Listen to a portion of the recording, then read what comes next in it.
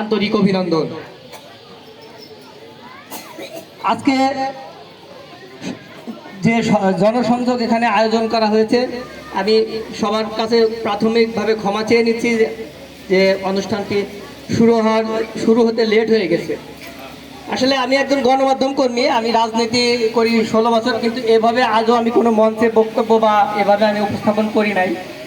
আমার সম্মানিত নেতা ডক্টর কর্নেল অলি আহমেদ যখন আমাকে ঢাকা 14 আসনের জন্য সংসদ সদস্য মনোনীত করেছেন, তখন থেকে আমি আপনাদের সাথে আছি এবং আমি আশা করি আপনাদের যে সুবিধা অসুবিধা এগুলা আমাকে বলবেন বা আমার লোক থাকবে তাদেরকে বলবেন, আমি এই বিষয়গুলো সমাধান করব।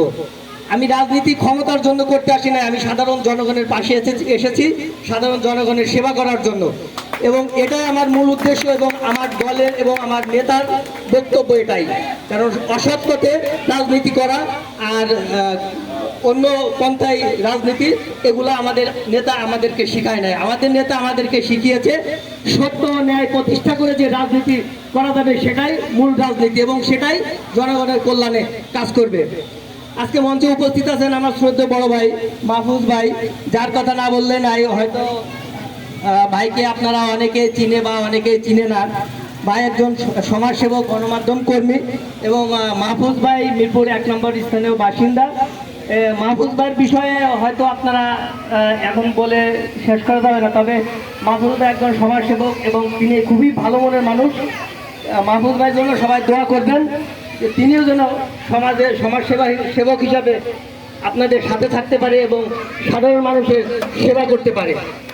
বিশেষ করে আমি বক্তব্য দীর্ঘায়িত করব না। আপনারা যারা সবাই আছেন ইনশাল্লাহ ছাতা মার্কার পক্ষে আপনারা সবাই দোয়া করবেন এবং আমার জন্য দোয়া করবেন।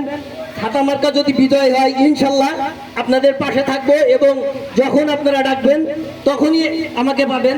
রাত 2টা 3টা এবং দিন নেই রাত নেই, ইনশাল্লাহ আপনাদের পাশে থাকবো, এই ওয়াদা ব্যক্ত করেই আমি আমার বক্তব্য শেষ করছি।